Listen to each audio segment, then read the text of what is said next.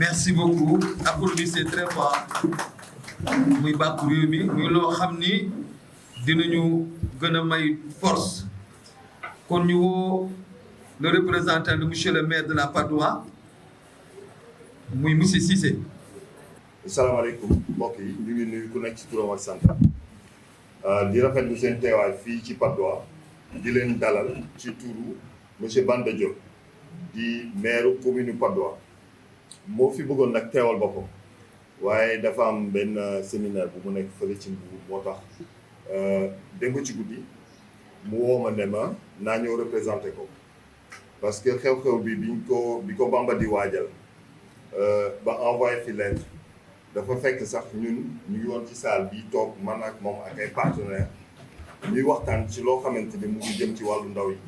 ñi donc bi mu ko gisee mu ne lii de ñuy waajal ñun ak lii nga xamante ni moom la Bamba di def c'est exactement la même chose vraiment bi ma fi fekkee Tapha Tine dafa nekk loo xamante ni en fait dama ko rafetlu bu baax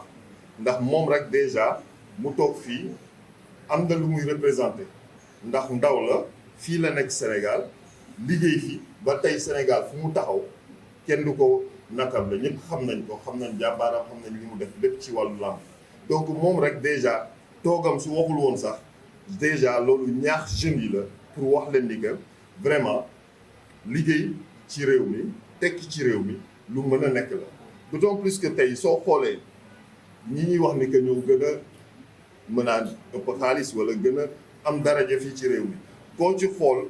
jaarul ci émigration clandestine pour ñu ci bëri bokk jaaruñu ci émigration clandestine pour am li ñu am tey Europe bi ñuy xëccu di dem ñooñu tolloon nañ ñun fii ñu toll mais ay jeunes yu gëm seen bopp ñoo toog liggéey seen dëkk ba seen dëkk mën a mel nii mu mel donc ñun jeunes sénégalais ñoo war a toog liggéey aussi te ñeneen di xëccu di ñëw suñu dëkk mais c'est pas en abandonnant bàyyi suñu dëkk que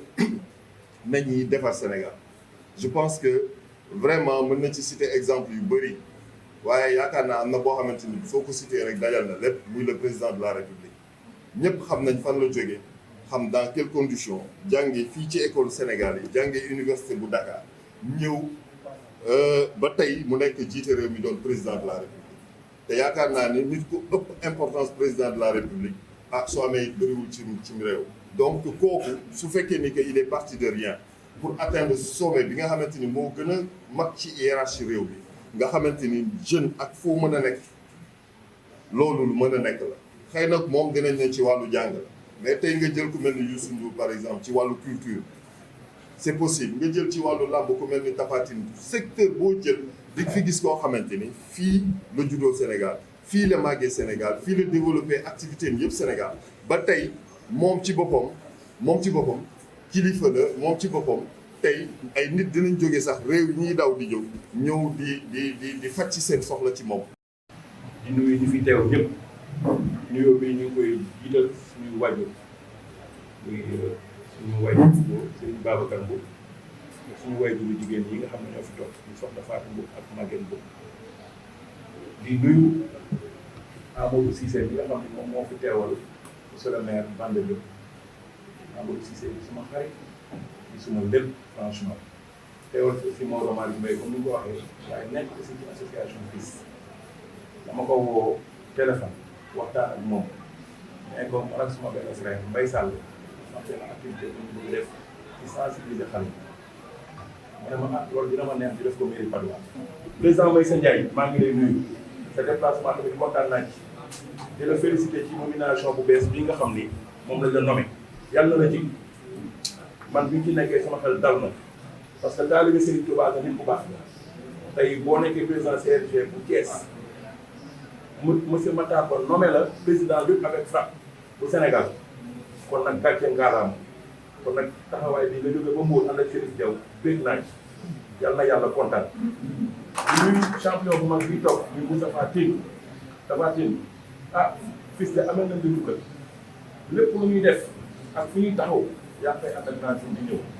te bor moom bor rek moo ko mën a fay kon nag yàlla na yàlla taxaw lépp nga bëgg kàttanu yàlla man de Bamba point de presse laa bëggoon def nga nekk jeune engagé ne nit war naa mën a juddoo fii màggee fii tekk fii ñu ànd projet bi kon nag yàlla na la yàlla taxaw ba jéemal teral sa waajur yi di nuyu ñi nga àndal ñëpp waa Caaro yi di nuyu nag champion yi parce que ku ne xam na ni Bamba boo nee Bamba ne lutteurs yi kon nag magum maa ngi lay nuyu di la ziar ak mbër yi fi teew yëpp parce que man yàlla dafa maa séddee mbër yi ma nekkoon bitim réew ñëw Sénégal am yéene ci champion yi pour rek ñu am formation am insertion kon nag ñu ngi leen di jaajëfal Mbaye Sakagé étoile yéen champion yi yéen ñëpp ñu ngi leen di jaajëfal bu baax. ñu dugg ci thème bés bi li tax ñu woote ko ku ne xam na ni jamono gi muy xalif généraux yi di nit ñu baax ñi di sportif yi ñëpp ñu ngi waxtaan ci xale yi dugg ci gaal gi muy suñuy rakk di suñuy derbaat di dee bu métti la tax ñu koy defit ndeysaan dañoo bëgg rek daani doole pour dimbali seen ay waajur waaye nag dugg ci gaal gi aussi bëgg dem ku ne xam na ne ay risque la te nit toll nañ foo xam ne nii Sénégal jamono gi ñu toll nii wax dëgg yàlla président Macky Sall yéeneem mooy jeunesse su Sénégal yëpp ku ci nekk rek am xëy loolu noonu man dama dund immigration parce que def naa daanaka juróom-ñetti at bitim réew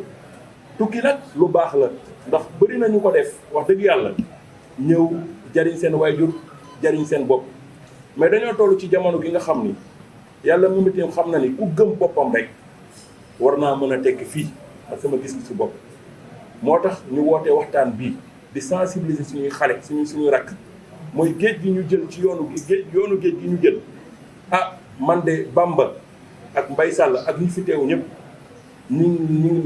ngi leen ñaan wax dëgg yàlla ñu bàyyi ko arrêté ko parce que loo xam ni boo ko defee ah bu ñu demee ba nit ñu baax ñi di ko méngale ak xaru te ñoom jom rek moo leen ci tax a jóg te ku ne xam na ni xaru tayale sa bakkan la te ku ne xam na ni suñu borom am na lu ci wax moo tax ñu ngi leen di sensibiliser di lancer message le président Macky Sall xamal ko ni yaa ngi góorgóorlu jàmbaar nga waaye ndaw yi tamit yow la ñu am man Bamba président association FILS maa ngi lay tàllal loxo président Macky ñun de ci ñu ne bëgg jàppale ci lañ bokk boobu ba léegi ni ko père Ousmane Diouf waxee yàgg nañu Sénégal jóge bitim réew gëm ne suñu réew war nañ fee mën a tekki ndax Sénégal ginnaaw màkk amul dëkk bu ko gën boo leen gisee wax ko dëkk bu Cheikh Ahmadou Bamba Khadim Rassoul tëdd Seydina Limamou Laye tëdd fi maam Cheikh Ibrahima Niass tëdd fi ñoom ñëpp ñu tëdd fi Cheikh naa Cheikh Sadou waxa yartu nekk fii ba wax dëgg yàlla ay doomam ñu ngi fii Nguma Ngéwul gëm naa ni suuf la boo xam ni bu ñu góorgóorloo li ñu bëgg yëpp dinañ ko am kon nag ñu ngi leen di nuyu di leen sant di leen wax ni daal gaal gi moom nañ ko bàyyi te toog xam ni Sénégal bu ñu toogee bu ñu góorgóorloo li ñu bëgg yëpp dinañ ko am ci kàttanu yàlla loolu noonu moo nekkoon message bi point de presse la boo xam ni moom lañ bëggoon def mais suñu rakk Mbaye Sall moom it am yéene wax dëgg yàlla sensibiliser ay rakkam ma ne ko kon nañ ko bokkandoo def kon nag loolu rek moo nekkoon message bi li ci des ñu bàyyi ku ci nekk rek mu communiquer ci wax ci bu ko defee bu ci waxee xalaatam rek buñ ci xale yi bu ñu waxtaanee ñoom sensibiliser rek ñoom ñëpp ay jàmbaar la. di remercier aussi délégation yi nga xam ne ñoo fi teew lu ci mel ni waa ministre du tourisme ak waa direction de l'emploi aussi maa leen di remercier ak association yi fi teew yëpp lu ci mel ni association FILS ak cercle des jeunes leaders des Parcelles. di remercier aussi monsieur Thioune ak Tapha Tine ñi nga xam ne ñoom ñoo yor arène bi event di remercier délégation yi teew bi yëpp samay frères et sœurs ñi jógee Thiaroye yéen ñëpp maa leen di remercier aussi mon frère Landing et Massina xam ne depuis boobu ba tey ñu ngi si di ma accompagner maa leen di remercier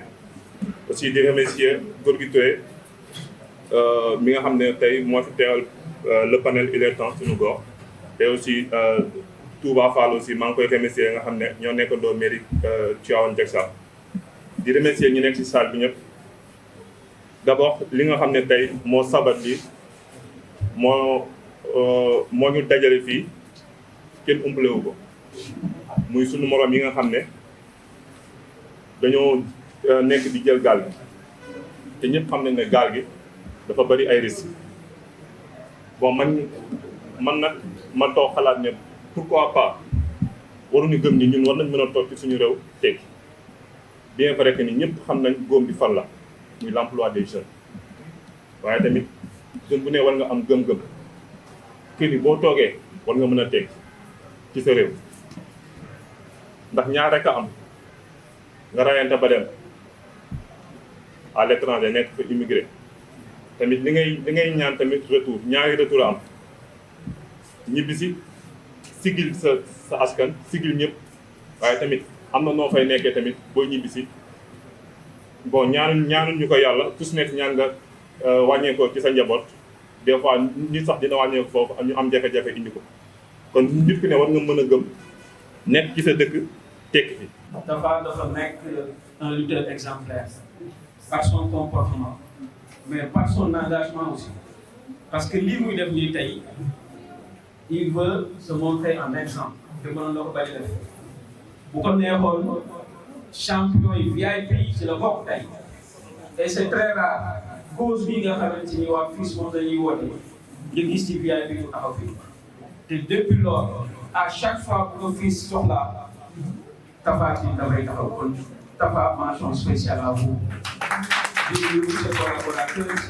ce grand suñu grand moom aussi di suñu conseil parce que Bamba moo ñu ko présenté muy monsieur Thioune muy grand aussi boo xamante ni Sénégal dañ koy bàyyi xel par son engagement mais par aussi son patriotisme grand Thioune ñu ngi lay nuyu man comme ni ñu ko waxee maa ngi tudd El Hadj Mbaye Niang di président cercle des jeunes leaders ànd ak délégation bi nga xamante ni laa fi àndal tey mais également ànd ak suñu conseiller et un frère boo xamante ni on travaille ensemble monsieur Ibrahima Diop moom aussi lépp lu ñuy def ak fépp fu ñuy dem day ànd ak ñun et di accompagner donc tey lii nag bu ñu fi ñëwee ci programme bi nga xamante ni moom la suñu xarit di gaynde parce que ndax moo koy woowee gaynde parce que moom esprit gaynde la gagneur la voilà donc Bamba ñu ngi lay nuyu yàgg Mbaye Sall seen initiative bu rafet bi ngeen am muy tekki sa mbëkk bi te mu nekk loo xamante ni c'est possible waxuma sax c'est possible mais c'est la réalité parce que tey boo seetloo dëkk bi ñi fi gën a tekki kenn jaaru ci géej gi te kenn sax tukkiwul ñëw mën naa ni fii lañ tekkee soog a dem nii donc tey boo leen amee initiative bu mel nii da nga koy rafetlu mais nag lépp loo gis ci àdduna aussi dafay am lu ko indi mbëkk bi bu amee il faut également ñu mën a analyser diagnostiquer le problème analyser aussi les causes xam wax réellement lan moo koy indi parce que problème aussi boo ko bëggee faj il faut nga xam problème bi lan moo ko indi les causes te causes yooyu daf ci bokk bon nous sommes dans un pays pauvre c'est ça la réalité nekk aussi ci dëkk boo xamante ni dëkku sàkk la nga nekk ak say parents des fois ngay toog ay bési bés yu bëgg a taal cin bu xaw a jafe ngay gis ñu koy lijjanti ci ay conditions yu difficile ngay gis également say morom yu dem ñëw ngeen bokkandoo ci koñ ñu tabax immeuble ñu jaar ci bëgg wala ñu jaar feneen yow fi nga nekkoon tu restes statique sa position du change donc loolu nag bu amee ci dëkk bu mel ni Sénégal dafay jafe ñooñu nga mën leen sensibiliser c'est bien que sensibilisation bi nag du ñàkk dañ koy toujours mën gën a accentuer mais également il faut ñu xam ni problème bi foofu la te parents yi tamit boole ci ñu si bëri di dem di teggi ay natt di jox seen i doom ñu jaar ci géej gi wala ñu jaar feneen pour mën a dem tekki alors que nit de mën naa jël 500 000 fii dem jaayante bañ a yàkkamti parce que lu ci bëri nag jeunesse bi lu ci bëri lañ ko yàkkamti parce que da ngay gis ni tabax ak yow yaakaar ni yow aussi da nga war a tabax ak moom wala da nga war a dawal oto bu rafet alors que loolu wërsëg suñu borom nit mën naa dem fële def fa 100 ans te du mën a am sax brique bu mu dal nit toog fii tekki tabax ay immeuble donc loolu yëpp c'est des causes yoo xamante ni il faut ñu mën ko analyser. Bamba nag ça fait 1 an ñu xamante ça fait 1 an te li tax ñu xamante Tapha Tine moo tax te Tapha Tine respect bi Bamba am ci ay kilifaam respect boobu la am bu ko deful woon tamit mun naa bañ a xam Bamba li ma gisee Bamba bi ma ko xoolee mu wax ma gis benn détermination ci moom détermination boobu moo tax mu bëgg ko ma ne ko Bamba gis naa détermination ci yow détermination boobu nag dina la accompagner ci détermination mais yàlla rek moo xam mu yéene ko lu nekk ci àdduna fépp ànd na fa Diourbel fépp fu mu woo bu ma woowee champion dafaa ni mën a dem parfois dafaa xaw a occupé sax ma ne ko Bamba la mu ni mën a dem loolu dafa rafet ku ko jàppale nga xam ne jàppale nga un battant mais le problème du Sénégal il faut le dire la concrétisation manque est trop lente. Il y a des gens qui sont là à avoir décidé pour accompagner le pays mais bu ñu jiroowee affaire yëpp mais affaire bi du dem qu'on se dise la vérité jiroo nag booy jiroo da ngay jiroo sax soo bu fekkee bu feesee nga doy mais jiroo ba lekk boo ko mën a génne à un moment donné il y aura que des catastrophes et puis ces catastrophes moo commencé mettre ci àdduna bi. si nekk sa tur ak sa sant di tàmbali nuyoo bi wax suñu waajur monsieur Mboup di ko nuyu di ko sàggal di ko jox wàccuwaayam. Pourquoi je suis là nag c'est pas encore technique daf ma concerné à plusieurs niveaux. D'abord parce que si milieu bi may intervenir muy làmb beneen bi par rapport à ma situation géographique muy fi ma dëkk muy la Petite Côte ñaari secteurs yooyu yëpp buñ naan ñi dem si mbëkk bi ñan ñoo si ëpp si ñaari secteur boobu lañ jógee muy napp gi muy mbël gi donc forcément thème bu mel nii foog mu concerné mais surtout may joxe benn anecdote boo xam ni ba tey maa ngi soufflé di nooyi wax parce que expérience bu douloureuse daal dund dafa am benn mbër mu ñàkkoon waajuram bu góor bu dëkk Dionewar ñu waroon dem pour jaare ji ko boo dawalee oto ba Gifir da ngay taxaw jël gaal nga def traversé 45 minutes dama ni 45 minutes kese laa def si géej gi mais façon tari saa bu nekk tari naa ko façon ñaan yàlla bu nekk ñaan naa ko yàlla pour que ñu mën a teer may imaginer nag lii mbëgg war a def il paraît 5 jours 6 jours 7 jours 15 jours si ndox bi je me demande dans quelles conditions la ñuy tukkee donc lii ko loolu rek man jàpp naa ni ñuy tukki dañuy xaw et puisque en bonne partie ay croyants lañ kon jàpp naa ni li ñuy def xaw na te xaw baaxul dara la donc rien que message boobu rek war nañ ko mën a jàllale par rapport à la jeunesse war nañ ko mën a jàllale par rapport ñuy tukki war nañ ni leen bu dee gëm nañ li ñuy doon bu dee ñun diine bi ñuy woote mu ngi si ñun war nañ ko mën a teg si suuf bu beneen pexe tekki bu dul mbëkk mi. waaw comme li ñu waxtaan rek déglu naa fi interpellation yu bëri yoo xam ne mun naa ne dafa concerner état te jëm ci wàllu mbëkk bi xew fan yi xewoon na sax mais dafa gën a yokk yàlla dogal na it ñu ngi ciy liggéey fan yi liggéey yu am solo fële ci ministère ba di dem ci population yi di waxtaan ak ñoom di xool lan moo waral xale yi affaire bi gën a amaat ampleur ak lan lañ war a def pour mun leen ñaax pour ñu mën a toog ci réew mi tedd fi teral fi seen ay waajur comme ni ñu koy waxee. parce que aussi boo yoree politique de l'emploi ak jeunesse am na ay mécanismes yoo xam ne da nga koy teg pour xale yi mën a toog ci réew mi. maa ngi koy wax defe naa bi ma demee Tëngéej yàggul ma ne leen xëy na réew mi dafa am nu mu doon doxee mais yàlla dogal bi président Macky Sall ñëwee seetlu nañ ne am na yu bëri yu war a soppi mooy dañ doon jàngal jeunesse bi xale yi ci njàngum classique maanaam njàngum tubaab dem jàng tubaab am ay diplôme mais duñ leen former te loolu problème la tey ci li indi mun naa ne lu ci ëpp chômage bi. parce que daje naa ak ay kuréelu étudiants yu ci bëri xale yi dinañ jàng dinañ am maîtrise dinañ am licence mais duñ leen former. pour nga mën a persévérer il faut toujours persévérer. Rien n'est facile. amul lenn loo xam ne dina ko offrir sur un plateau d'argent ou li gën a am solo mooy nga am sa idée nga am ni lay accompagner contrainte yi moom et c'est ça le chemin le difficile c'est ça le chemin n'est pas difficile yoon bu metti amul mais fu metti foofu mooy yoon bu baax looy def nga sentir ne metti na rek gëmal ne foofu mooy yoon mais yoon bu yomb soo sentir ne yoon dafa yomb rek xam ne nekkul yoon bu baax Bamba lu mu opté dafa opté pour le difficile te ñu ngi ko ci accompagner bu baax kon mon cher ami Bamba tu as tous nos encouragements le ministre du tourisme et des transports aériens nag muy Aliou Sarr suñu kàddoom la ñu yor pour ñu ñëw vraiment féliciter leen encourager leen par rapport à ça Bamba créé na ay concept yu bëri l'association FILS tekki fi sa mbëkk mi R&B Events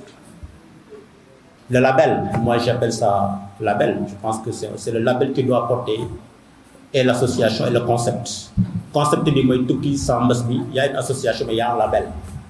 mais ñett yi yëpp c'est pas contradictoire c'est complémentaire c'est une dynamique de complémentaire maanaam dafa lëkkaloo ñett yëpp dafa lëkkaloo bi ci nekk day doole beneen bi doy dooleel beneen bi kon nag vraiment triptyque bi c'est très pertinent léegi li ci des kay mooy accompagner gunge mettre tout ça en œuvre et aboutir à des résultats palpables et concrets ñëpp mën ci jëriñu